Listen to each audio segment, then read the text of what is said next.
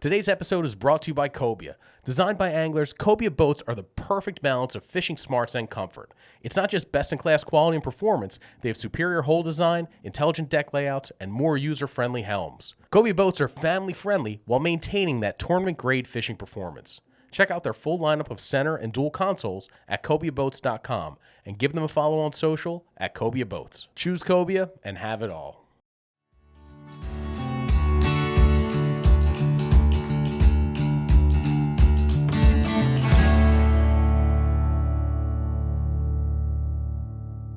Welcome to another episode of the On the Water podcast. This week, our guest, I'm going to let Anthony talk to him. One of the saltiest characters, it sounds like. Yeah, had Eric Deaville on the podcast. Pretty much a lifer on Cape Cod, real salty guy. Was along for the ride of the Martha's Vineyard in Nantucket and Cape Cod pursuit of swordfish on the harpoon. So basically was around for when that fishery got pioneered and got going, and shares a bunch of awesome stories. Big bass fisherman, just a fishy guy, fishes for everything, and has some pretty crazy stories, and was an absolute blast to talk to. So excited for this one to get out to everybody. And what do you got, Jim, for the intro here? Yeah, we haven't done one of these in a little bit. We haven't done a little intro kind of where we surveyed the good people who follow On the Water on Instagram. And because it is it's mid-September now, getting into the fall, and it's kind of the season of plenty. This is when I most think about, I guess I'm eating seafood consistently from the start of the saltwater season, but I get most interested in it now. It's probably have the mercury checked. We already have one. We already lost one fish eater. Yeah, Andy Nebreski in our office got his mercury checked, and the doctor said no more tuna for at least 6 months. Yeah. So you know what the best way to not have that happen is not get your mercury checked. So I'll worry about that in a little bit. But we asked the people on Instagram, what is your go-to preparation for your catch of the day? So if you've been fishing and you consistently catch fish, or catch fish to keep and eat, I feel like everybody has their own kind of roster of go-to recipes. And mine has definitely developed over the years. I used to be the old with bluefish. It was just Jane's crazy salt. Put that on the grill, and it's why to this day I really don't love bluefish, because of just kind of ODing on that. Also frying the fish is a go-to, but you can't just do that every time. There's too many good ways to prepare fish. So before we talk about some of our go-tos, some of our favorite ones, I'm going to go through what some of the people said on Instagram. What surprised me was that the most popular answer by far was ceviche. That people said their go-to recipe when they catch some fish is to turn into ceviche. And I do like ceviche, but I don't make it very often. I know you get into it. Yeah, I bet you if we extended this poll internationally, that'd probably be number one. That's a very common way of preparing fish, and I'm a fan of it. It's something that you can typically get away with doing with whatever you have on hand, which is nice. So it doesn't really get into a super elaborate prep. You need some fruit juice that has acid, and some vegetables, and whatever else you have around for herbs, and you can pretty much do it however you want. It's a lot like poke in that regard. Yeah, so what ceviche is, it's a South American dish, is where it originated, and it's marinated raw fish that's garnished with, assorted vegetables, and then it's kind of served as an appetizer with crackers or chips. You can dip it with chips, but it is, to say it's raw isn't totally accurate. It's not quite sushi because you're using a lot of citrus juice on it, typically lime, correct? Cooks it, yeah. Typically. And that kind of, cooks it. I don't know if you want to say it cooks it, but it I think it cooks it. Yeah. It's not raw anymore. It turns the color to a cooked-looking piece of fish. You really just need meat, fish, right? And then you need the citrus juice, heat, and sweet. And that's wherever you take it from there is up to you. It changes in all different parts of the world. There's different, kind of local ways of doing it. And there's certain species you want to do this with. Yeah. You don't want to do it with, don't do it with a largemouth bass. You'll end up with a tapeworm. Do it with, mahi, I know you like doing ceviche with. I've done it with black sea bass, good with fluke, good with scup. I lean towards the white fish. Yeah. Yeah, and then I guess some of the darker fish like, bluefish and Spanish mackerel and stuff like that, it works fine with. Yeah, Spanish mackerel I've heard of. Bluefish ceviche, I don't know. I know you people done that it? have done. No, I haven't done it, but I know people that love it. I would do it. I think that would probably be pretty good. We did some I think Spanish or Cerro mackerel before when I cast after our annual fishing trip out of Jupiter. We kept some and that was great. And I usually will put all the ingredients together before I go offshore when I know there will be mahi at play.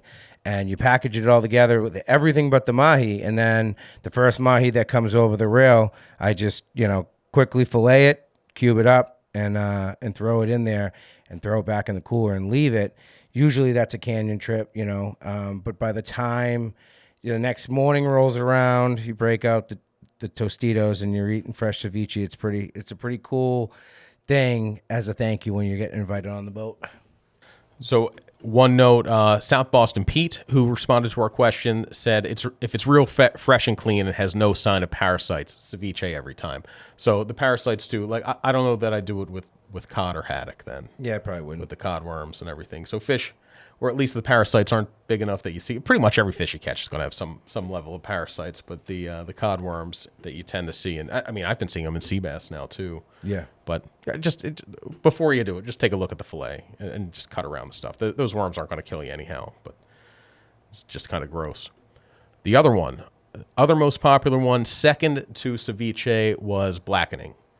And blackening was a recipe developed by Chef Prudhomme I believe it was a Louisiana chef. And the history, the local lore of it is that people were catching all these big red drum, couldn't find a good preparation for it. He discovered this blackening technique that worked with the dense, meat, kind of, meaty. I don't think red drum's fishy, but just it's got a little, it's gamey. Let's call it gamey. Yeah. So blackening that was so delicious and so effective that it nearly wiped out. Put a big dent in the red drum population to the point where we have much more stricter regulations today. But blackening, very popular technique. Again, good with. I know people do it with tuna. I think I associate it with white fish. Yeah, sea bass, good. It's good with everything. But that's something where you want like a denser, firmer fillet. Yeah. So I don't know that I would want to blacken like winter flounder, but I would blacken more like. For me, if I'm blackening something, it's because the fillets are getting a little long in the tooth, or maybe it's not the most tasteful fish to eat, but I'm one of the guys that comes down on I want to taste the fish I'm eating, especially if it's flavorful. Yeah, it masks a lot of it. It's great. I mean, blackened mahi tacos are phenomenal, or blackened mahi sandwich. Blackened anything is good. It's just it's overpowering a lot. So when you said the fillets are getting a little bit long, the late Dave R. Beitman, owner of the Real Seat Bait and Tackle, I was talking to him years ago about his favorite recipes, and he said, "Man, when I first catch that fish, like I want the fish to shine through. But the longer I've had the fillet, or if I'm thawing it out," he goes, "that's when I go into the more and more elaborate recipes, because even though you could vacuum pack that fish the day of, put it in the freezer, fish is still going to age in the freezer. Like it has a shelf life, even if you're freezing it, unless you have some sort of sub-zero super freezer. If you're tossing it in a chest freezer, or just in there with the ice pops, I always liked how that guy thinks. Dave R. Beitman, yeah, he was a legend. He really was, and I subscribe to the same, approach. I mean, the fresher the fish, I start raw, right, and then it graduates to blackened or smoked for me. So we saw a lot of the classic one. I feel like this is the seafood recipe 101, where make a little packet out of aluminum foil, dump a bunch of Italian dressing on the fish, and toss it. Make a little pouch, toss it on the grill, and that is like the first recipe I learned for seafood that wasn't frying it. Yeah, and that's just a classic, and that is a great way to do it. You've got it's one ingredient besides the fish. Sure. Toss in the foil on the grill, And what's nice about that and the blackening is it is, a little. I guess they're a little healthier too than just the deep frying. Somebody said fried bluefish. I've never had fried bluefish. Only ever grilled. Let me look. Do you even need to use oil? I don't think it's that oily. I just kidding. Here's another good one, and I did this for a little bit. Pancake batter. So instead of like a beer batter, you have the pre-made pancake mix. You can add water to it or just beer, and that's a nice, easy way. You don't have to worry about too many ingredients. Different take on it. Gives it more of a fish corn dog deal. A little bit of a fish corn dog deal, but it's not bad. I prefer the panko to that.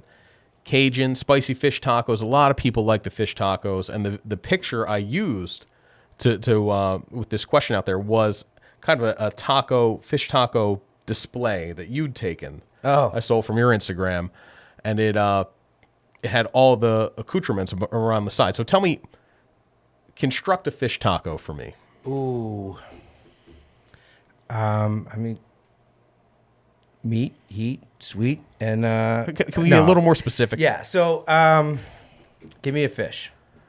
Mahi. All right. So, lightly blackened mahi.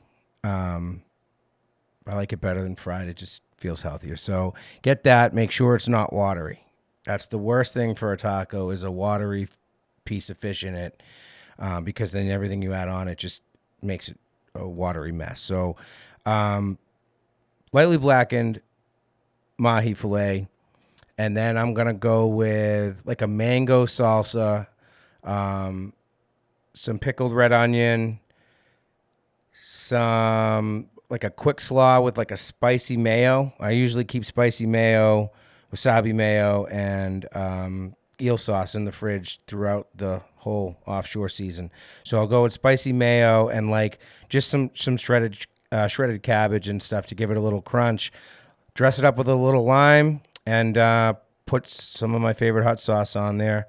And the mango brings the sweet, the jalapeno and the hot sauce brings the heat, and then you get a little texture balance with the slaw with some crunchy cabbage in there. Is cheese acceptable in a fish taco? Certain cheeses. I will allow cotija cheese or a cheese that crumbles like that. That's very mild, but I have completely headed home to go and cook something that I wanted to do panko, like crunchy tuna for sushi, and realized that my panko was already seasoned with pecorino cheese, and I'm like, not doing that. So I call an audible. Well, so like it has to be that kind of like cotija cheese. I feel like that's the only one that works. So if you're not making fish tacos, is the pecorino cheese seasoned panko acceptable then? No, fried fish? not for fish at all. It gives it a weird taste for me. Okay. That like real Italian, like that hard cheese flavor. It just doesn't work on fish. And I could make an exception if it was like a really dense piece of fish that I'm gonna broil, like a big piece of halibut, or I've done it with big tile fish. Larry Backman gave us a recipe that had like a grated cheese topping on it that kind of caramelizes up nice. That, yep. The fish has to be really dense to stand up to that, in my opinion. Okay, so that was kind of the gist of it. Thank you to everybody that responded.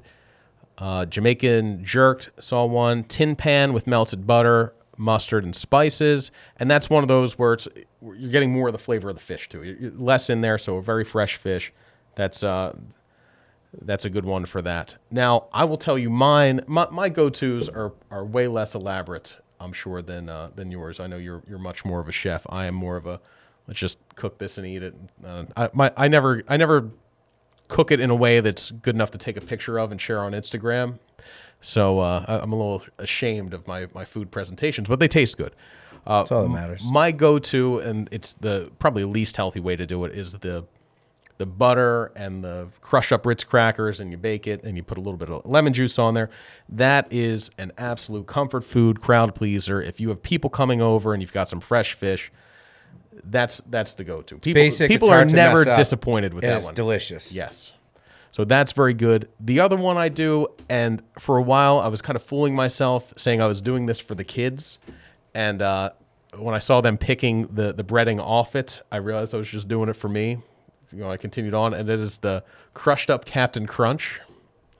And then using that instead of breadcrumbs. Really? So you do like the standard, put the fish in flour, put in the egg wash, and then threw a bunch of pulverized Captain Crunch with some salt in there. And Joe Cermelli gave me that recipe, and I completely made fun of him for him. Like, this is ridiculous. It sounds like a great way to ruin a batch of fish. But it's actually pretty good. The fat kid in me loves it. My kids hate it. They pick the Captain Crunch right off it and just eat the healthy fish. Are you in the 3rd grade? Try it. I can't believe you've never tried it. I've never tried it. What I size don't think are you? I will. I'll try it at your house. All right. And then my other standard go-to, and this one's for tuna, is sashimi pizza. And you dug up that recipe for me. And from the outside looking in, it looks like a very complicated recipe to do, but there's ways to really simplify that. 1, don't make the scallion pancakes at home. Just order them from your nearest Chinese restaurant. 2, prep those sauces in bulk ahead of time. So a sashimi pizza it's not an actual pizza. It's a scallion pancake, raw or seared tuna. I've actually really liked kind of some seared tuna on that recently. And then 3 sauces, wasabi mayo, sriracha mayo, and eel sauce, and then some microgreens on top. So if you prep those sauces, make those ahead of time, have them in little squirt bottles ready to go in your fridge. Making that is as simple as cutting up the fish, picking up the scallion pancake at the Chinese restaurant, and then putting it together.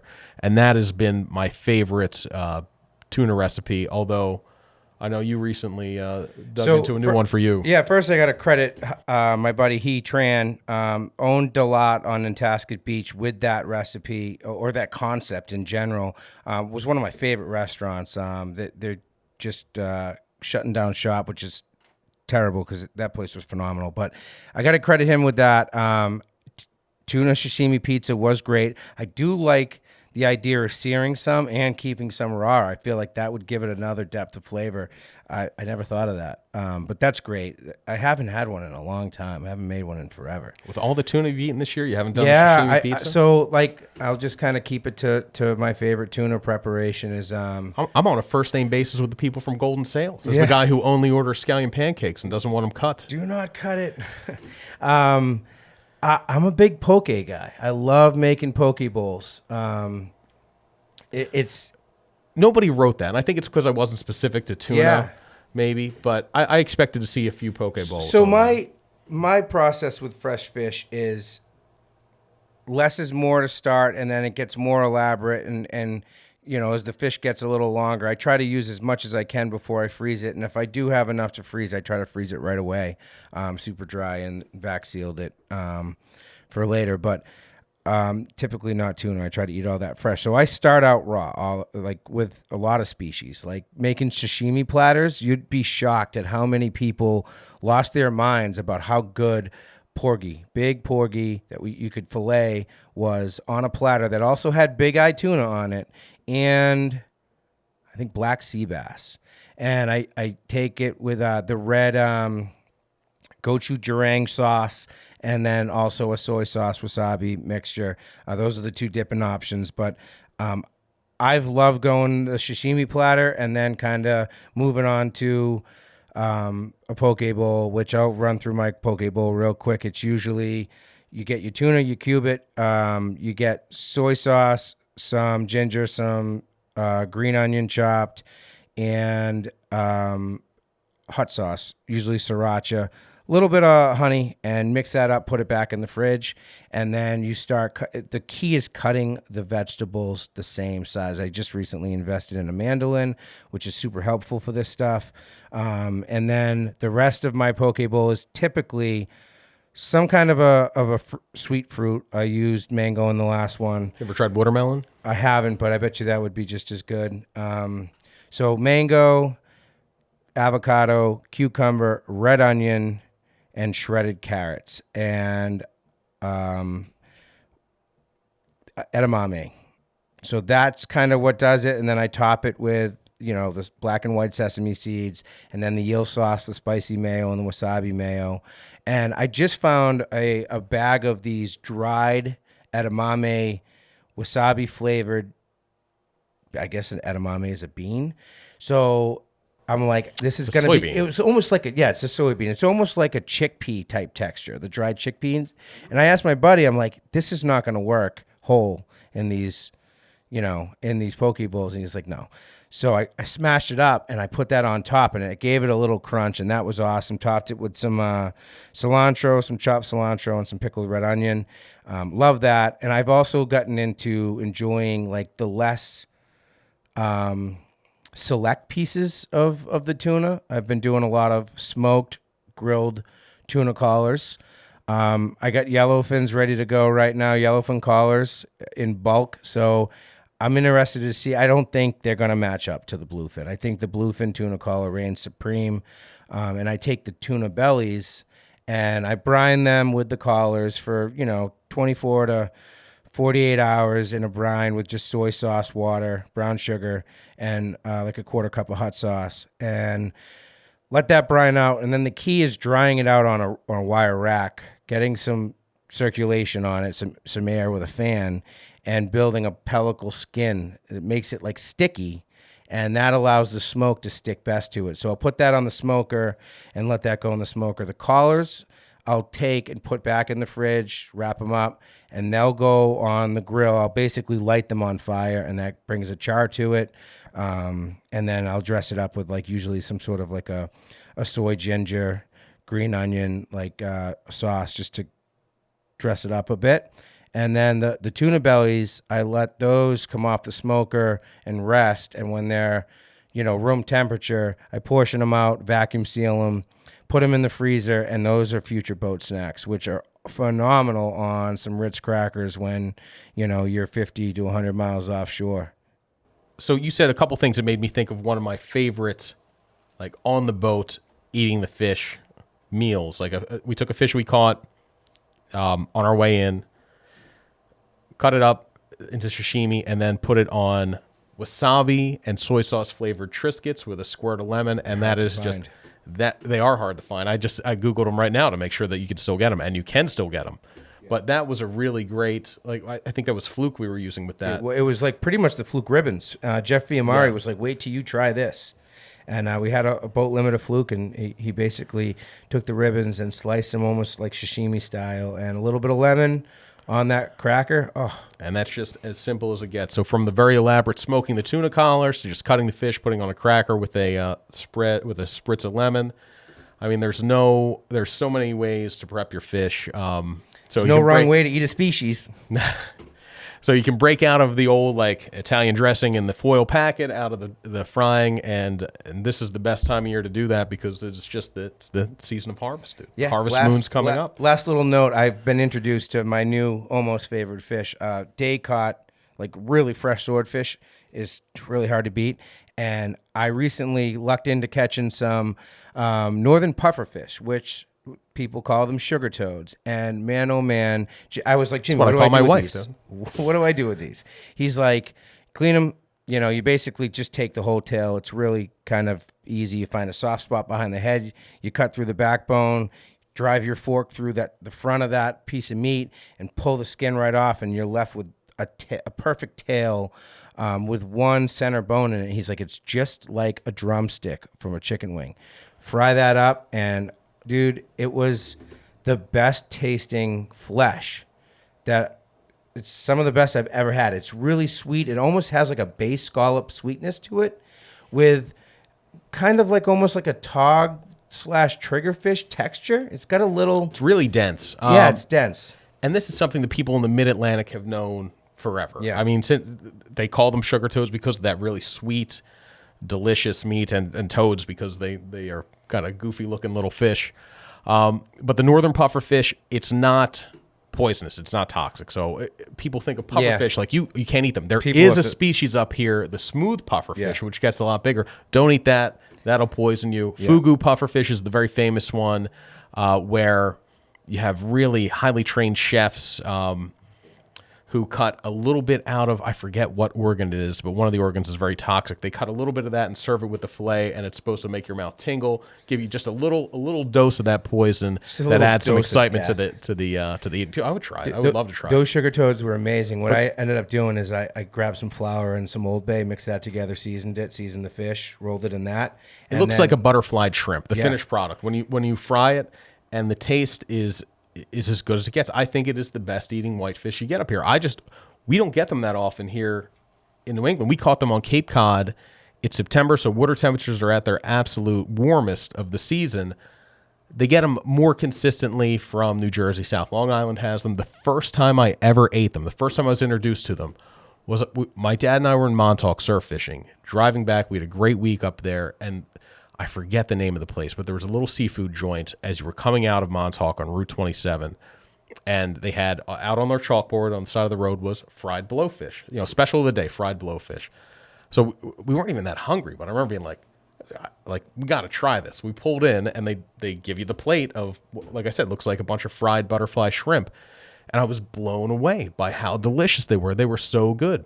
It's funny. Two of my favorite seafood things to this day, my dad and I found at the end of surf fishing trips. The other one was fish cheeks. Yeah. And that was in the Chatham Squire. We were here visiting from Philadelphia, visiting Chatham and surf fishing on the Outer Cape down to Chatham.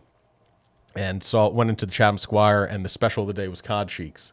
So those are two like seafoods that I continue to chase to this day. That was another, that blowfish prep was another instance where I went into the pantry and I'm like, oh no, I only have pecorino flavored. So I ended up throwing some Ritz in the food processor, and then dredged the Old Bay seasoned flour, fish, egg wash, and I pressed it into the Ritz crackers. Then I let them chill in the fridge for 30 minutes and deep fried them, and so good. Well, I hope we get a chance to catch some more of those, but we're going to be talking about, or you're talking with Eric about much bigger game than blowfish. Yeah. So tune in, enjoy Eric to Deaville up next. Thank you for listening. I'd like to thank our sponsor, Kobia Boats, bringing you this episode of the On the Water podcast. From tournament fishing to cruising with family and friends, Kobia Boats will hook you with fishing features done right and comfort that doesn't quit. Check out their full line of center consoles and dual consoles at KobiaBoats.com and give them a follow on social at Kobia Boats. Choose Kobia and have it all. So what's going on, everybody? I'm Anthony DeiCicchi. You're listening to the On the Water podcast, and I have a guest that I've come to know for a while through a good friend of mine that I've fished with, that you guys have heard the name on the Offshore Report and some of the stuff that we've done. Matt Fronius, it's his uncle, Eric Deaville. He's been fishing. You've been fishing your whole life, right, Eric? Yeah, really. It has been a lifetime devotion for me. Yeah. No doubt. Yeah. And 60 odd years later, I'm still at it. That's awesome. So like, how did you get into fishing? What was like, was it as a child? I would say, they've got pictures of me probably 2 years old. I was looking at one, as a matter of fact, the other day, catching bluegills up at DW Fields Park in the Brockton area. And I grew up in Canton. And, we always had a big love for the Cape. And, as a young boy, started freshwater fishing, shown how to do it by my father and elders. And it was something I never left, and just something I always had a strong identification with, and it's still that way today. Yeah, it definitely gets into your blood. So you grew up in the Canton area. Yeah. Your mother was a school teacher, I believe, right? Yeah, Joan. Yeah, and you guys started to kind of summer down the Cape. We did.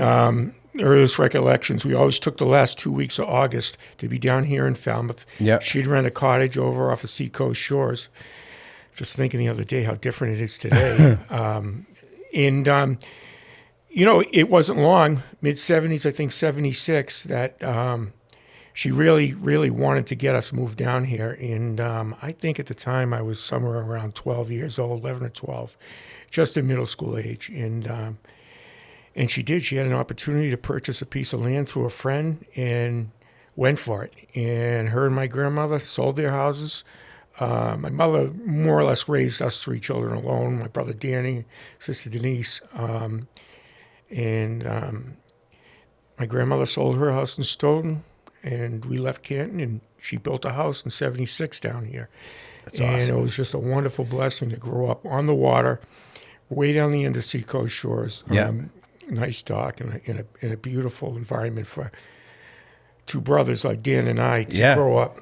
Yeah, Dan's a big fisherman too. Huge, yeah. So you guys basically grew up probably fishing like the right in the backyard for saltwater. What was your first few saltwater experiences that you remember? Yeah, I really think it was fishing for scup, things like that. Nothing was safe in Eel River when we were young kids. I mean, snapper blues, anything swim we caught, and that naturally progressed into pursuing things like, schoolie, striped bass, bluefish, and all those beautiful things that thrive in those backwaters. Blue crabs, anything that swam, crawled, shellfish. We were just into it. Never had a shirt on. Always bathing suits, and that's all we did. Bathing suits, bare feet, and suntan bodies. I mean, I grew up on a peninsula, so that was my upbringing too. It's fun just exploring. Yep. So I can't speak for you, but for me, I always I was lucky. My dad had a boat, and we did that whole thing. So, but when he was working, I was always kind of looking for that next best thing. So it came to I'd find a washed up those black floats that float a dock from a marina. Yeah. I'd find those, and I'd grab an oar from an inflatable and start paddling around in that to try to get out on the water and build a boat, so to speak. Yeah. We had a neighbor that had an old rowboat, and we were able to utilize that for just about everything. And it was just a full-on, charge to try to get to owning our first boats, which we did. Skiffs, aluminum boats, anything we could use, we did, and eventually low horsepower outboards. Yeah, we'd pursue, and then nothing stopped us. My mother always said she was amazed that both of us lived. Some of the things we did, right. I remember later on when I had my first 18-foot fiberglass center console. It was just a beat up old one, and I used to night fish. Down west of Middle Ground and down along the Elizabeths, and I was too young to drive at the time. I was 15 years old. We kept the boat on a mooring. I'd steam down from Eel River all the way to the west and night fish Google-Eye swimmers on wire line on Middle Ground and the Rips. Yeah. So it was just a devotion that it was just unstoppable for my brother and I. Yeah, and you always have your eyes to the next furthest thing you're gonna do and go, and that always used to get me in trouble with my father. Like, we had a rule that I couldn't go outside of the Hull Gut, and one time I was coming back in and I was well beyond the gut, and I saw his diesel truck pull up to the point, and I was busted. So, I paid the price, and I just kind of laughed and said, "Hey, man, fish make me do stupid things, Dad." I can identify. So what was, I've kind of, spent a lot of time exploring Eel River and Wacoit Bay and stuff. Give me a sense of what that was like back then compared to now. It has to have been different. Yeah, from a biological standpoint or environmental standpoint, it's so much different. And I look back on it. Growing up in those years on those river or waterways, Wacoit Bay was much more pristine. There was just acres of eelgrass thriving. You could count on almost every October there'd be a big scallop set of bay scallops, and you could harvest those. Much less boat traffic. I mean, the yards locally didn't have rack storage, so just the volume of people and machinery on the waterways wasn't there, and it made a huge difference from my perspective of what it was like and what it's like today. Not that there isn't opportunity today, there is, but certainly it was more of a dependable, nurturing environment, and we were coming from a place of harvesting rather than trying to restore because the damage wasn't quite done. Yeah. Yeah, that puts a stress on the environment. Obviously, the sheer numbers of people now that the Cape is as popular as it is. You mentioned scalloping, which is kind of always one of those quiet, like if you find a honey hole, it's that. I was told a story that seemed like I wanted to ask you about it, where you and your brother put out your first dredge. Yeah. And it kind of didn't go as planned. Right. What was the context of that? Like, give me like paint that picture of like why a dredge? Like, what was your thought process? Well, basically, we had been told about dragging for scallops in the channels, which legally you could do within the marked channels in all the waterways, as I remember it right. And there were a lot of scallops being caught places like Little River or Monomoskoy Island and inside, even inside the river down towards the Yacht Club Washburn Island area. So we decided that we'd like to tow some scallop dredges, and we did. And did you buy a dredge? Yeah, we did. There was it's kind of like a ship supply like they have in New Bedford, and there was one down in Chatham. So they came with the rings and the whole setup to press them and make them, and we did. And it was an old timer that we knew that helped us hang the twine and the sweeps, and we did that too. And I can remember the first time we went, and not knowing really how to haul back and all that stuff to dredges. We ended up getting, dredging along, and we ended up getting one caught in the lower unit of the outboard, and we put it in neutral, and one got caught anyway around the lower unit of the engine. And those outboards back then, the tilting mechanism was made of white metal. So we went to tilt the engine, and the mechanism broke off in our hand. Meanwhile, we were anchored by the stern, and it was choppy, and we ended up taking water over the stern, lost the boat that way, and everything else. And we caught some scallops that way, and subsequently after, once we got the technique and into bigger boats, did well out in Vineyard Sound doing it. But actions have consequences, so it was definitely a learning experience. No doubt. So, did you and your brother keep things cool, or was it chaos? It's always chaos with us, And me being 5 years younger, it was. He was always sort of the quick to blame the little brother. Yeah. That's too funny. Yep. So as you got into your teens and stuff, when did you start kind of fishing with other locals, and what was that like in those days? Yeah, it was interesting how that all kind of panned out. Really, my recollection would have been about 15 or 16 years old. It was time to go to work, according to my mother, in the summertime, and I wasn't too big on that idea. And what happened was I took a job. Actually, I shouldn't say I took it. She took it for me at a local restaurant. And my job was to wash dishes. And by that time, as I say, I had been shellfishing and catching a lot of small stripers, and really focusing on those techniques. And by that time, I had learned that there was money to be made on the water as a young kid. Light bulb went off. Yeah, light bulb went off. Not only is this fun, I can make money at it. And I was intrigued by that and ran with it a bit.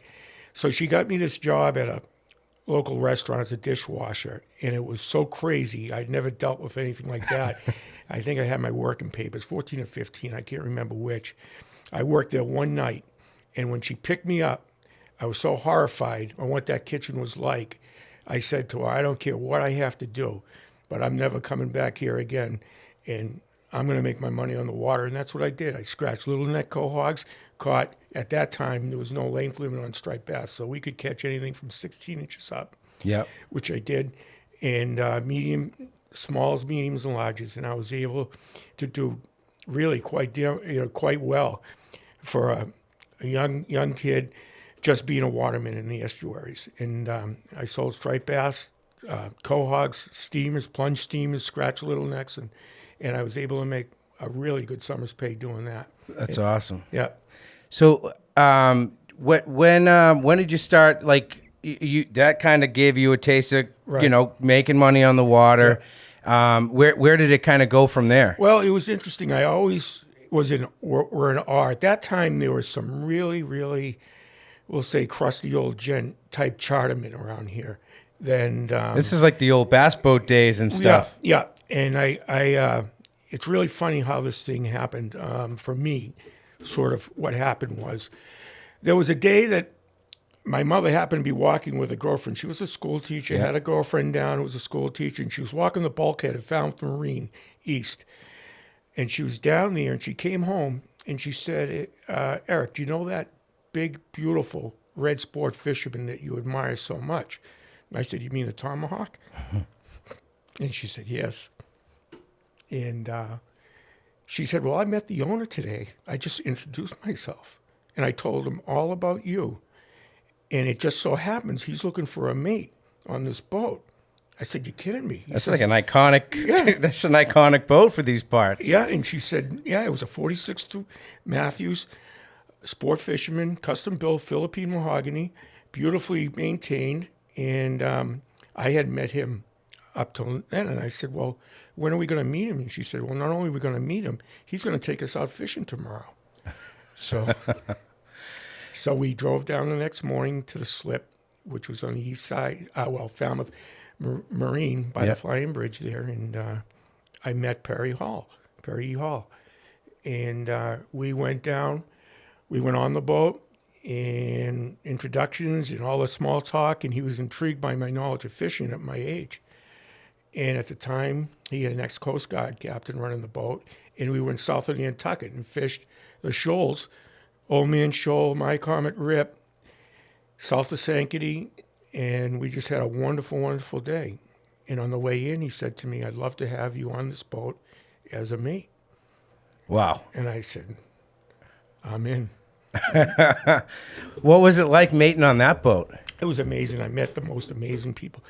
Mr. Hall was a investment banker, one of the founding partners of Morgan Garrity Truck Investment. Again, Morgan Garrity Trust Investments. Princeton graduated 1917, and he had quite a impressive,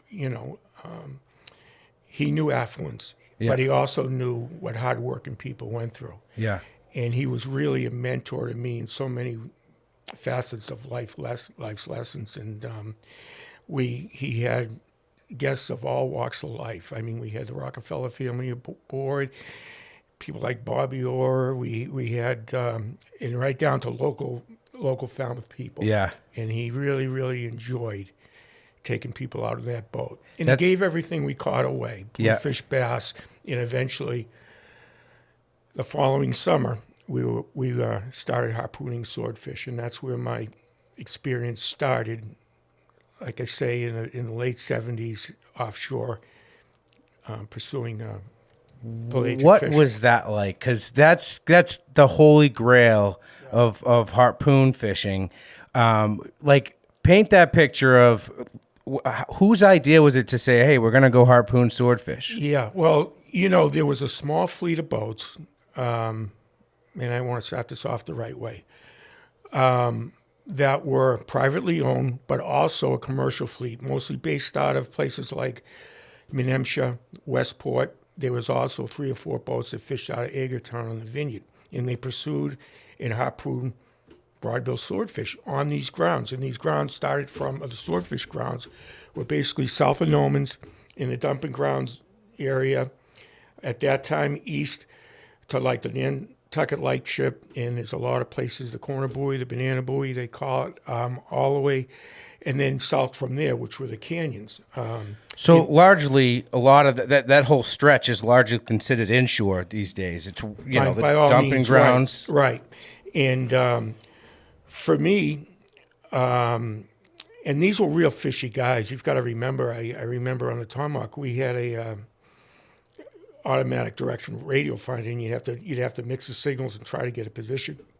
We had no Loran at that time or anything like, the technology we have for location or even fish finders or any of that stuff. But what I'd like to say is, you would steam south of Nomans and get yourself in 120 feet, probably just inside like the claw area by today's standards. Okay. And you were considered, you would consider it's time to go up into the mast and start looking for finning fish. And it had to be pretty much greasy calm. But there were enough of a body of fish that on the right day when it was calm, they would show. And, So how many, like, you get up in the mast, it's greasy calm. Would you see them every trip? Would it be kind of hit or miss? yeah, it would be a little bit hit or miss. The species that were out there, we saw a lot of. Obviously, it was covered in sharks, blue sharks, makos. Later, when the water warmed up, hammerheads.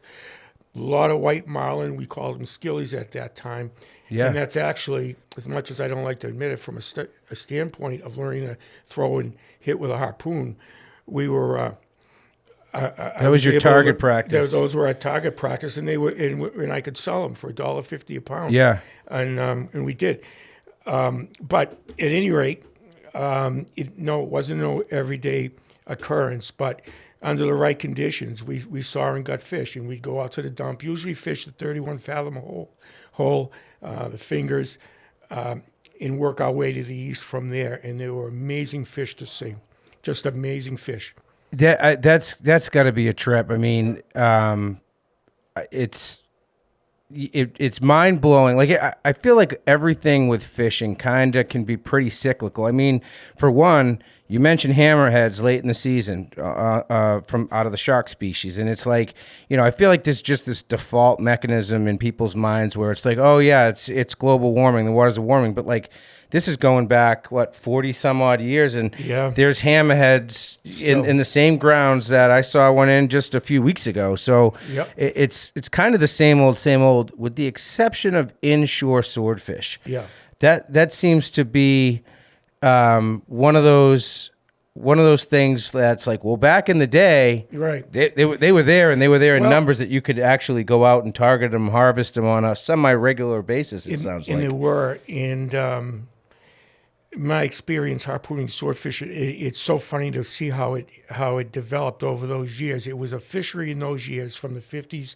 through the 60s. So you had a small fleet, as I said, of boats that pursued them. Today, nobody's got a boat like that rigged with a pulpit. It just isn't done. So, people say, well, we don't see fitting fish. Nobody really, who's looking for them? Right. And I run into them when I'm tuna fishing, harpooning, different places. My feeling is there's probably some there that are still doing that. But there were enough boats going then that, they were. And then, of course, there was the incorporation of spotter pilots. Yep. So that sort of opened up a different frontier. And the commercial boats then stretched farther. They started discovering the canyons with a real vet right down to the east side of Georgia's, which we call the fence or the hag line now.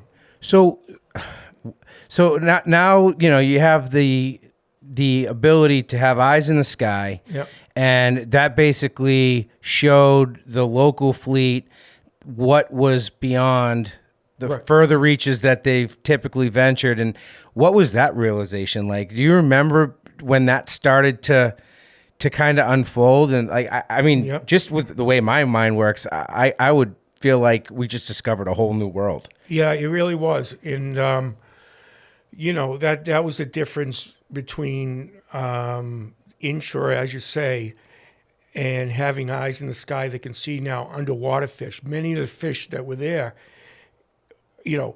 we had a spot, meaning we had to see when a swordfish fins, you got to be on the surface. The dorsal and the tail are very identifiable. Yeah. And we needed those conditions without a plane. And, once planes were discovered, they naturally stretched out. And as they did, so did success. And the correlation between being in the right temperature water, things like bait, things like that started to unfold. A lot of puzzle pieces got put together. Yeah. And later in my sword fishing career, I was able to fish with the Mayhew family out of Menemsha on the Quitzer Strider and the Unicorn. And from there, it was basically steaming south to Veach's Canyon and working the canyons right down to the Canadian line. So when you would do that that would be more long lining, right? No, that was harpooning. Oh, that was harpoon fishing too. And eventually, at the end, it went to using a drift net, which we only were able Okay. to use a couple years and didn't like using anyway, but it was. How do you remember the first time you walked out on that pulpit to sling a harpoon at a? I do. What was that like? I was 16. Mr. Hall, we all called him at the time, had promised me that if I saw a fish, and by the way, So if you spotted the first one, it was yours. and by the way,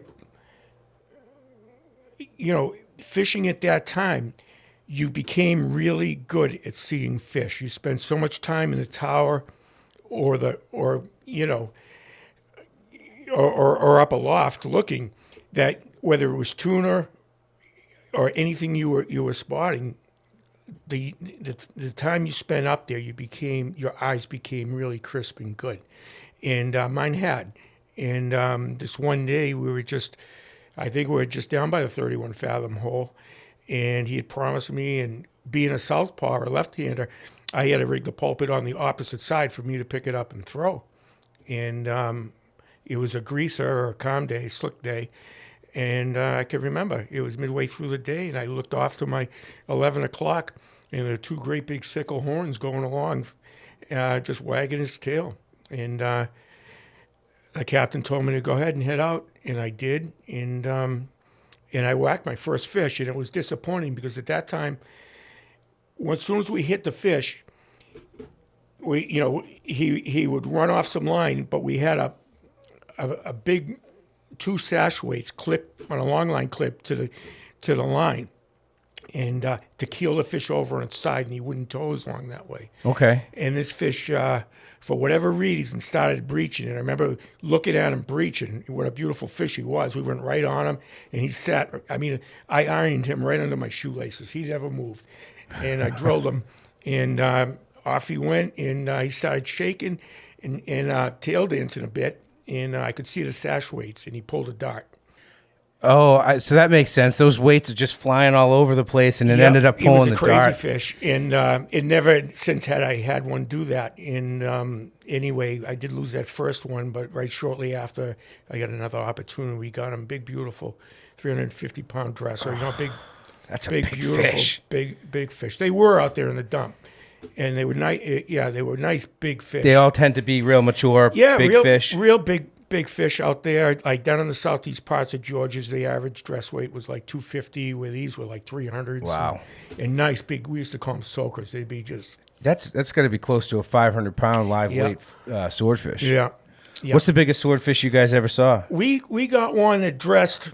I think it was about just under 500, and that was down by the old lightship grounds, and out there, and then up in the northern edge of Georgia's, we'd see those big ones too. And it's funny because most of them look really purple in the water, and those big soakers always sort of look brown when you come up on them, They were aged. Yeah, but it was, for me, it was I'm very blessed in a lot of ways, it's how you measure your life in success or gifts you've received, and being alive and thriving during those days of the old harpooners and learning to harpoon the way they did and being able to do it is a blessing. I don't know if we'll ever get back. That's literally on the forefront of of big changes. I mean, you don't have the electronics, but a plane comes into play. I mean, how big of a revolution is that? It was and huge. Next thing you know, you spread your wings, and you get a taste of something that at that point in time, you guys are literally pioneering that fishery not even to an extent. You are. That's got to be pretty special. Not many guys wanted to fish spot swordfish because it meant a 3-hour flight to the grounds just in the plane. Yeah. And we were a day and a half getting there in the big boats. And, so there was that facet. It's a big commitment. Yeah, it was a big commitment, but also a danger commitment. Most of the old crusty spotter pilots, every single one of them put a plane in the water once or twice, So, it was not that by today's tuna spotting, it's any less dangerous and certainly less planes now, but it's different. You break down in the boat, you sit there. You break down in the plane, you've got a problem. How does that end up playing out? Yeah, it's strange. I've talked to guys that have ditched them, and Alan Costas from Nantucket. They'd a lot of times hook up and fly out to the grounds tandem. Yeah. Everybody really got along out there, and it's just something that not many guys really did because I think that danger factor. Sure. And then later, obviously, the influx of both price and availability of giant bluefins brought that harpooning facet to a different, which we Different participated. focus. Yeah. So, like, do you know people that ditched a plane and Sure. live to tell it? How does that play out? Yeah, well, I know one of the guys I swordfish with was an avid fish spotter. He spotted for us and his brother on the Unicorn, and basically he flew out. He was in a circle. And you're at 500 feet usually, Yeah. so there's not a lot of time to recover. And John's plane ended up stalling, and he started for what he thought was a sword boat, ended up being a commercial scalloper. And he figured he was going to ditch it there because he knew he was putting it in. At least it's going to be close to some help. So, Yep. you just try to touch it down like gingerly and let yourself out. This is what they've related to me. I'm not a pilot, but course. that's what they say. It's just like usually the conditions are good because they need to be for harpooning. Yeah. That lends itself to that. But just before you land, you pull her up so that the tail goes in first, and you kind of can bring the nose down and hope she skids right, just like skipping a rock. Some go smooth, some don't. And I know a guy like Teddy Malley, he put his on the beach at Chatham, almost made it in, but didn't. Yeah. Yeah, it wasn't easy getting insurance if you were in the fish spotting category, which I've done some of, but I just assumed. Your brother flew a lot, right? Yeah. So, before we segue into the market that the Bluefin tuna brought to the fleet, what are some of the you're in literally the boats and planes of those days, and just from the stories that my dad and his crew told, Yep. In these old Mackenzies and wooden Yep. boats, and the type of seas that they would find themselves in at Yep. times. Like, what's the most scared you've ever been out on the water? From back then, pushing the limits. Looking back, I can remember being on the southeast parts harpooning and getting a snap of wind that we were 3 or 4 days from home. When the boat only goes 7 knots, and once you're a couple hundred miles down towards the line, the hay line, you're just not turning home. And I've been in 50, 60 knots of wind to where we had to lay on a sea anchor for maybe 3 days like that. And they used to use the old parachutes from fighter jets as sea anchors. And you deploy them, and the shrouds would screw up, and it was a big process to get it done. But, How do you get that back in the boat? you really don't. You try to trip it, and if you can't, you discard it. You cut the shrouds and just leave it. But they'd get them surplus and keep them for emergencies. And I laid on the Unicorn for 3 days once in 50 knots of wind, and she lay pretty good with her arms down and her birds in the water. But it's always been on a little bit of a smaller scale that, and I've had 2 real close imminent type situations that I've lived through, and it was both of them were harpooning tuna fish on inshore more. But it's one of the situations when things go bad, they go bad real quick. It happens You know very what fast. I mean? And they did. So, all right, moving into the tuna stuff. Give me a timestamp. What year are we in?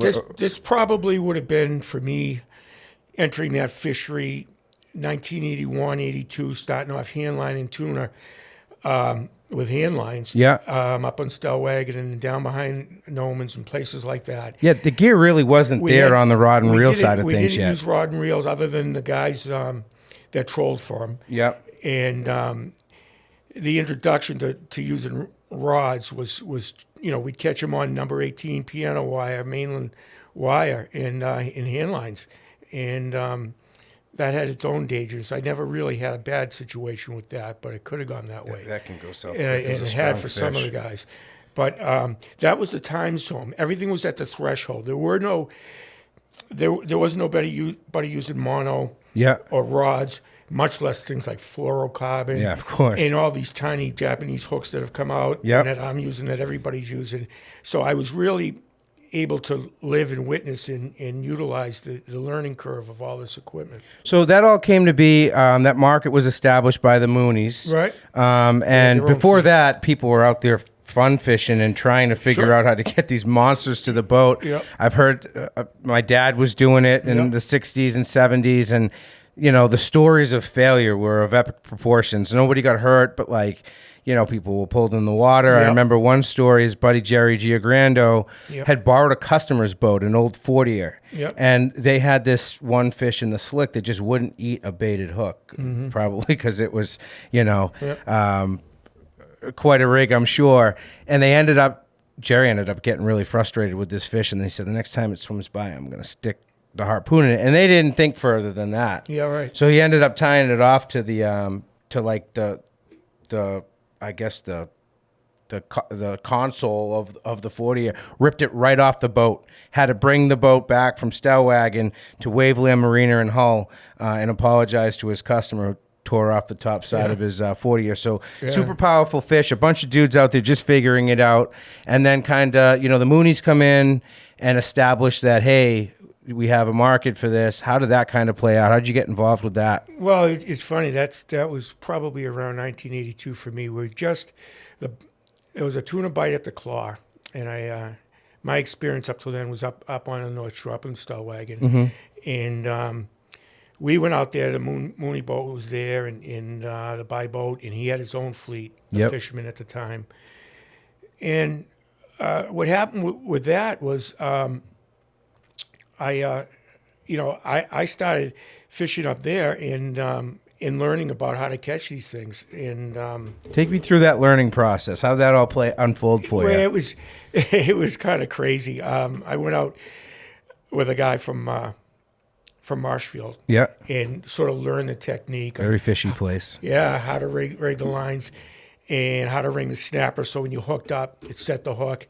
And all that sort of thing. So what is that set up like? Explain the mechanisms that come into play and how the rigging works and all that stuff to kind of give us a visual on that. Yeah, well, we used a big zinc plated hook, and then we had at the time we used to use tarred line for what you'd call a leader today. This was before even 400-pound mono was a leader.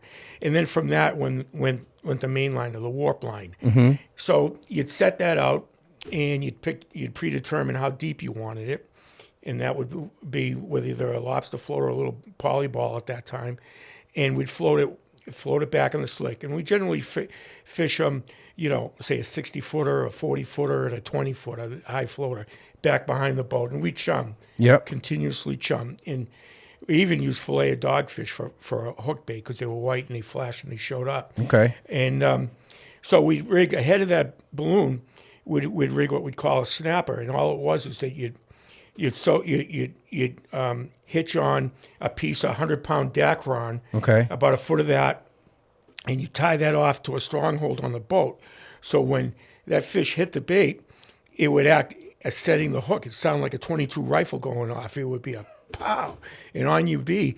And so the fish bites, it pulls the Dacron that's basically tied somewhere around the hook to the stronghold, and that shock sets the hook into the fish's mouth, and then that Dacron breaks, and it's attached to the float. Yeah, and you'd start it up, and you'd lay that main line over the rail, keep your feet clear. One guy would coil, and you'd use the rail as leverage and just start working the fish. If you had to, we used to have 300 feet of line on ours. You never wanted to let the ball go. Of course. Obviously, the other end of the rig. Yeah. You had a ball, and once things settle down, then you just work them. Just work them and work them over the rail of the boat and just fight them. Yeah.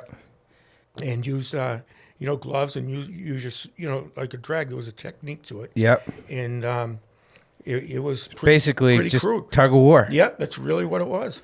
And you get the fish close, and then you'd harpoon it and tie it off and do all that stuff. And the buy boat was right there. Like It's basically a mothership that had their own fleet of boats that were I think a lot like the true world style, boats of today. Yep, they were. They were more like, they looked like big 26-foot Makos, as I remember. And he even had his own. He had the hulls and the boats built for his fleet of followers that would fish out there. And it was quite a time. So you'd bring the fish over to them and they'd take it right from you. And yep. But what was good, they'd always give you some totes of bait, and for smaller boats, it was the way to go. A lot of the boats that fish for these were lobstermen. Yep. In this method back then, were bigger boats that could handle getting these fish aboard. These fish were big fish, 100+ inch fish. Yeah. These were big dressers, and were they end up paying you what, like a nickel a pound or something like? Yeah, how did that work? never that low when I was doing it, but I mean, I remember. Easily remember 60, 80 cents a pound for them. Yeah, oh, nice.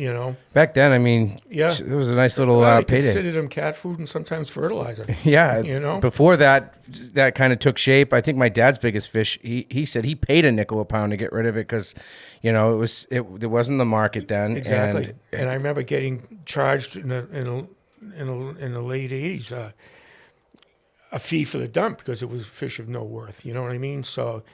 Crazy. We hadn't hit that big sushi market yet. Yep. So now, how did this become kind of more of a family affair for you, your brother, your mom? Like, how did that kind of take shape? Yeah, that was kind of an interesting thing. My brother and I always had a great affection for harpooning. Mm-hmm. So for giant bluefins in this area, you can be, there's a harpoon fishery. There's a general category, which is a hand line, a harpoon, or a rod and reel. And, this is, and of course, the seine fishery. We lent ourselves to harpooning because we were good at it. We saw fish. We liked the method. We saw fish well from the tower. And we just had a lot of experience harpooning bluefin. Much easier than swordfish, I would imagine. Yeah. In the distance, these were more of an inshore fish or an inshore type of... But more accessible. Yeah. So in 1982, my mother approached us and she says, look, you guys are both on different boats, both doing different things.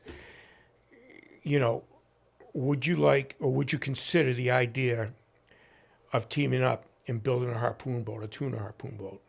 And that's dude, your mother was a badass. That's like, I wish my mother offered me that. She was.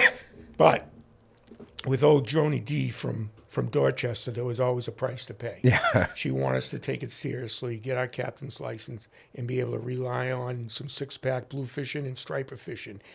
The boat we decided to build was a 31 BHM, and she was the bookkeeper person, and she secured a loan, a mortgage, if you will, to build this boat. And we ordered it from Blue Hill Marine in Maine,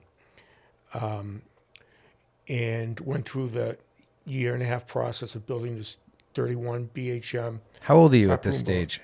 I'm 5 years older than Danny.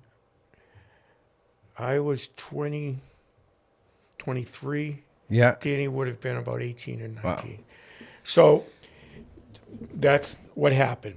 And we went through the building stages, not without problems. We wanted it. We ordered the boat in October and wanted it for June of the following year. And that ran like your usual boat building problems. Of course. In shaking out the whole deal. We were attracted to the hull. It was a proven hull. It was sneaky. It got up on fish well. And so we had to commission the building of that, also the fabrication of the tower and the pulpit, and come up with those designs and the whole thing and put this together. So I love that term, by the way, a sneaky hull. Yeah. That's one of my favorites. And yes, they definitely were known for that and still are. Yep. So, all right, keep going. So we built it, and we put all the little things we learned about, sound downing the engine room, quieting that, rubber mounts for the engine, anything we could do to quiet it down, and a good long pulpit. And of course, at that age, everything you think of as bigger is better. Same with the height of the tower and that sort of thing. So it was a pretty badass boat. And, we didn't name it. My mother did, of course. Yeah.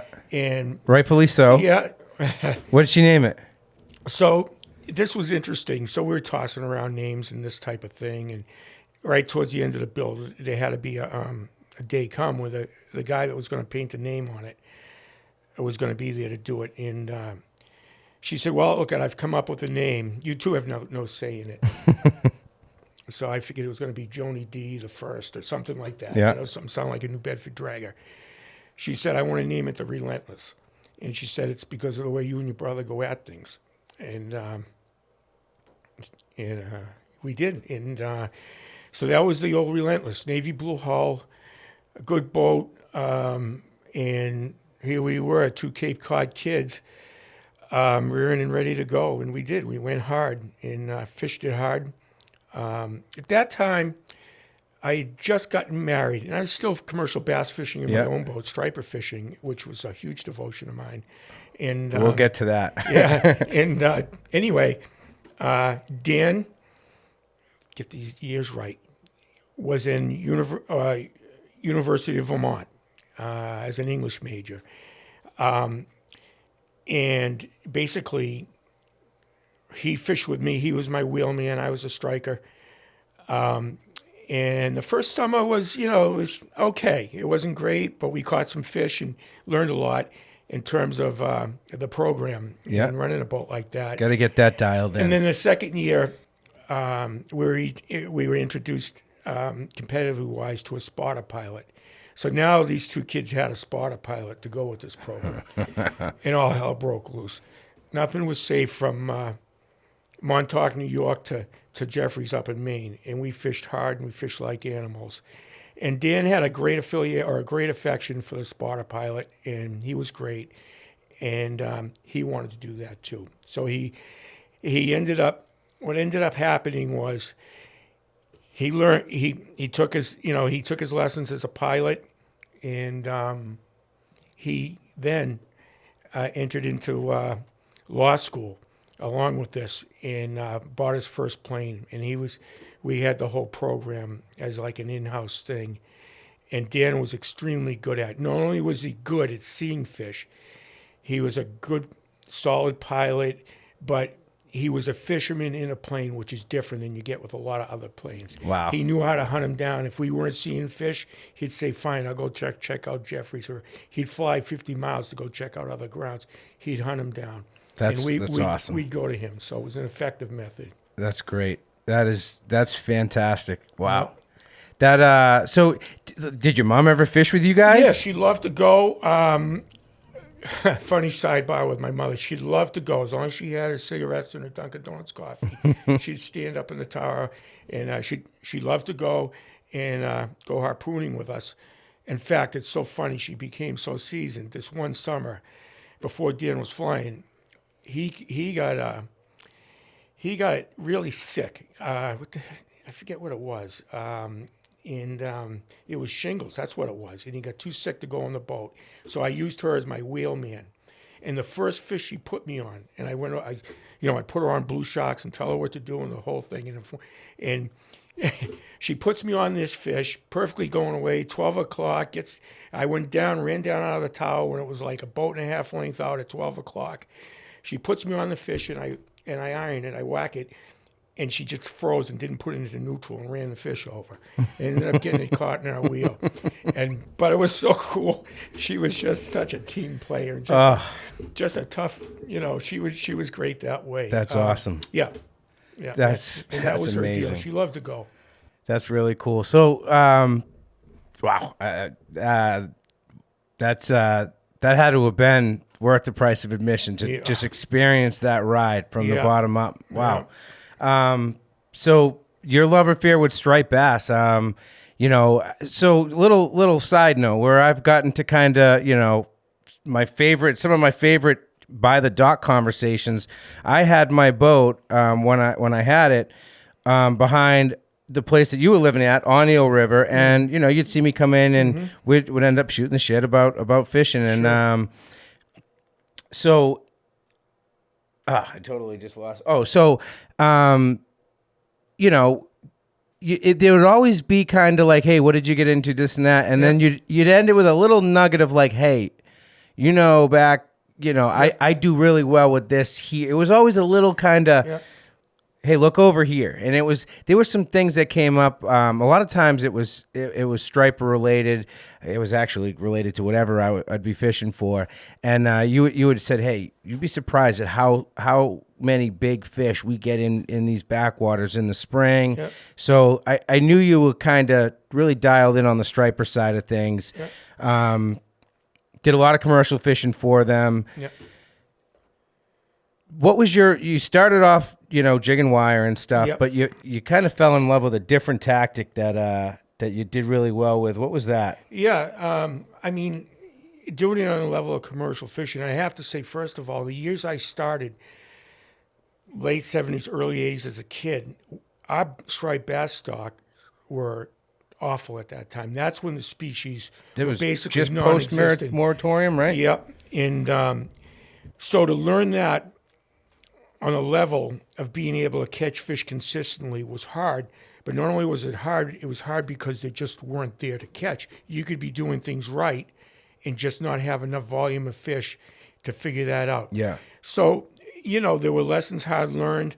And I learned to fish like the good fishermen did. And it meant a lot of night fishing. Subsequently, once I, got out of the small boat, I had my first 19-foot Cape Cod built. I was in my prime, 18 years old. Sandy built me a boat, old enough to drive, tow it with an old John Boy pickup. And I went everywhere they swam. And I learned, to fish efficiently with live bait. Of course, back then we could trail to a herring run, put 100 herring in our tank. And I was thinking this the other day that you could fish all day from Nonamesset Point down to Quick's Hole hard. And if you got 6 big cow bass on 100 herring, you were doing well. Yeah. I mean, that was really good. And by today's standards, first of all, we don't keep and retain herring anymore locally, alewives.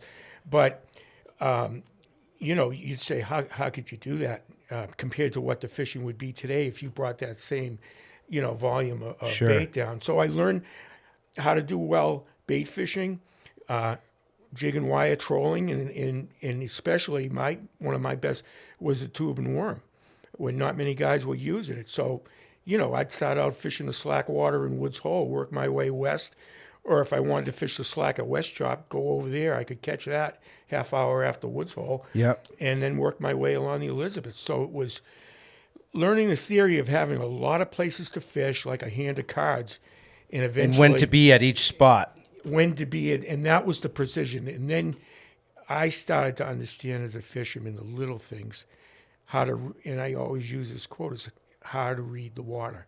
If you caught, why did you catch? What was the tide? What was the wind direction? And when you start to notice the little things like that, it becomes more than saying, hey, I just caught a 50-pound striper.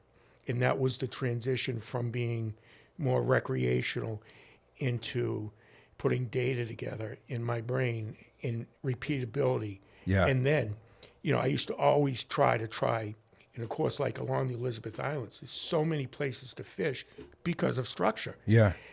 That eventually, by trying some different spots each time on the way home, you'd get a sort of a hand of cards of where to be, when to be, and then what options to play with the wind. Like it's blowing here today northerly. Well, I could fish down along the islands on the south side.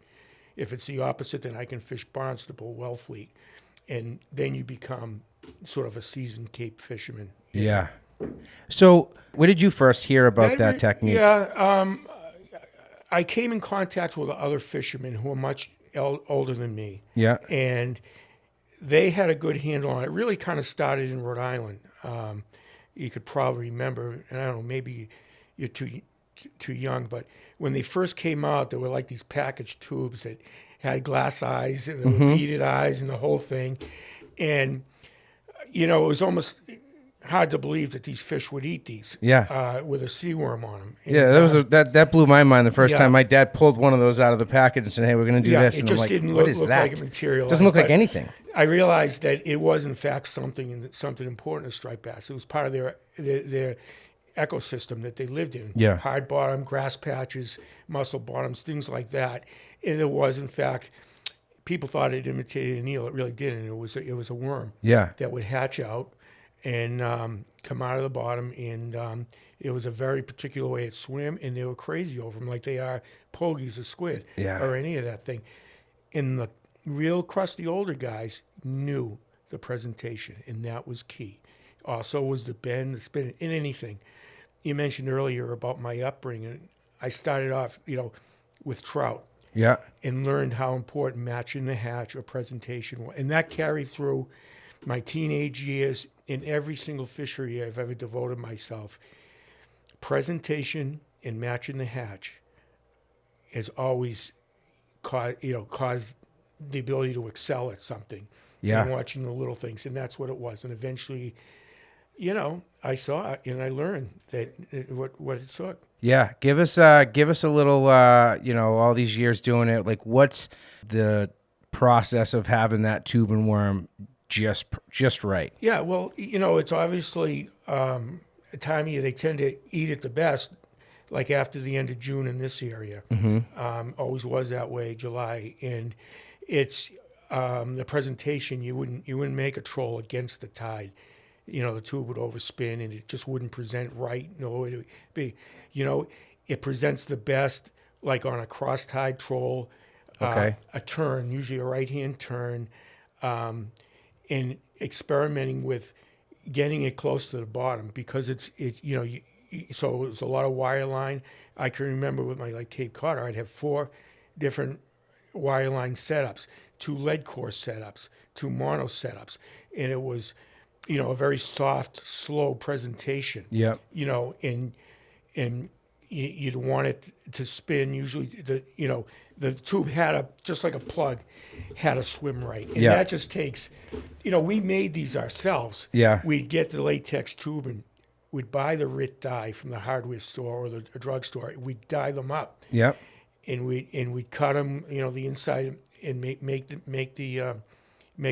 wire, and then weight them just right, and the console in my boat probably had 50 hanging on it at a time. Yeah. And we learned under what light conditions, like a very burnt orange would work well as opposed to a cardinal red or a deep wine purple color. So there was all that fine tuning. Little details. Yeah, just no different than picking out a fly if you were to.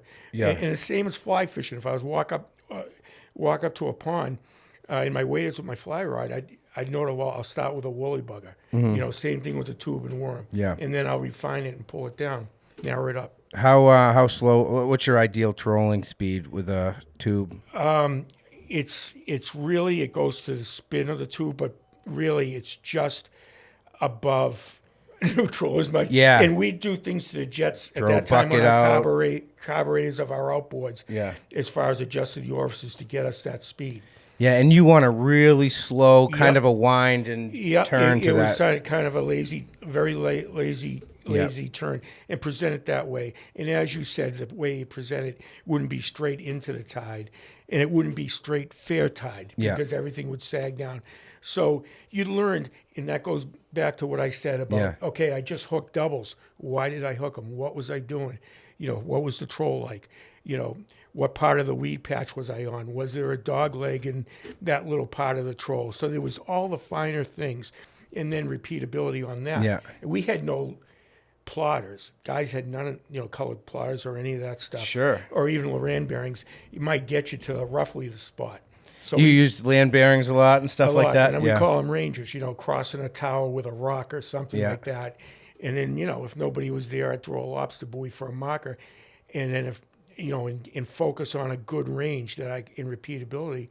And then, if guys showed up, I'd just go over and gaff the marker and pull it and just keep fishing. Yeah. That kind of would be the little cat and mouse. Yeah. But, we all had our tricks at that time. Yeah, on the water columnist Charlie Soares is Charlie's a a good fisherman. big tube and worm guy as well. Yes, he is. Yeah. You ever cross paths with him? I have, yes. Down to the west, down around Westport, Hens and Chickens. Yeah. The cement barge down there, yep, I have. Yeah, and he is, and I give him the ultimate respect. Yeah. Yeah, he is. Yeah. That's awesome. What's the biggest striper you ever encountered? There's got to be a fish story, like one that got away, or Well, I've gotten one that blew your I've gotten mind. 11. I've gotten 11 over 50. But the biggest one for me was, and I have it mounted.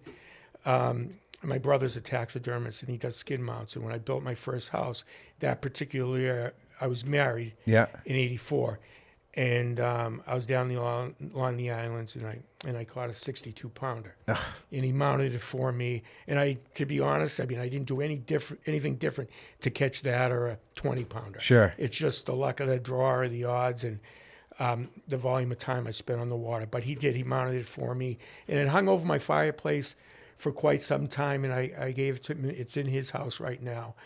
That's but, awesome. yeah. 11 over 50s. That's impressive. Like, what would do you remember every one of them, like, individually? Not really. No. Some I do. Yeah. Just because of their builds back then. And I have to say, it was nothing I did special. Back then, we had fish coming out of those when it was hard to catch them in the 70s and 80s. Yeah. But there were some really big fish to catch. Yeah. Well-built fish. Used to be a 50-pounder, had to be 50 inches. Yeah. It just had to be. And now you can get a 53-inch fish that'll weigh 30 pounds or 30, you know what I mean? Yeah, So they were yeah. definitely built fish. Yeah. In all humility, in my thinking, it was just the luck of the draw. But different places, there were volumes of big fish. I look at guys that I looked up to, Frank Sabatowski, who I was friends with as a kid. Yeah. And all these cutty hunk fishermen, they were on big fish. Yeah. In those years, rather than volume. What so today you're still fishing, Yeah. pretty hard. You still do Yeah. a lot of striper fishing. Yeah. I mean, you buttoned a 100-inch plus fish your last time out right before the closure. Yeah. That was local, right? Yeah, it was just south of Normans. Yeah. That was a beauty. What did that fish eat? Small bluefish, 3-pound bluefish. Yeah. And it was as difficult as putting him down at 40 inches from the balloon and swimming him out behind the balloon, the boat, and he went off. I mean, these fish are very, very active right now. Yeah. And I've had a great year south. yeah, it's been amazing. I loved seeing that coming back. Yeah. I mean, it was. I would imagine the yellowfin, the bluefin, like, Yeah. in the 60s and 70s and 80s, that was right on our doorstep. There was swordfish and stuff. Yeah. It seemed like, I don't know how long it went back, but when I first moved down to the Cape in 2015, people had talked about, like, Yeah. south of the vineyard being great. And I had never really gotten into it too well until these last couple of years have been really good. Yeah, and I've said that, that will places like the Claw ever come back after that bite we had for 3 years from like 82 to 85 was just phenomenal. Yeah. It was all chumming, a lot of hand lines. That's where the introduction of the rod really started. But moreover than that, what I've seen is, in my experience, these fish are now more reachable. Yeah. For small center console boats. Of course, back then we didn't have the kind of boats everything tuna fish was, usually well offshore. Yeah. Stellwagen up on the North Shore was considered close. Yeah. You were fishing plats, wildcat, knoll, all these, and off of Maine, off of Portland. Now, these fish, I mean, are on very inshore ground, so there's opportunity and there's accessibility. Yeah. The bait's a big thing. Huge. When the sand deals are south, the fish are south. They're south. And it's always, the biggest thing is to find the life. Yeah. Hunt down the life, the bait, the whales, and there's going to be fish visiting that. Yeah, exactly. What's the biggest surprise? I mean, pretty much a lifelong spent on Cape, and for me, coming down here from growing up in Boston Harbor, the variety down here has been mind blowing. So, like, what are some of the crazy encounters that you can rattle off? We'll kind of get to bringing this to a close. what are some of the really cool surprises that you never thought you'd see in your own backyard, and there it is? Yeah, I know. It's funny. The other night I heard of a tarpon caught off of South Cape Beach. Yeah. And I think I texted you a couple of years ago. I was with my wife down the beach at Minot, just having some fun one night fishing cutbait. And I caught a 20-plus pound cobia. I remember that. I knew what it was, and I'm looking at it, and I'm saying, I can't believe this. I just caught a cobia on a chunk of mackerel.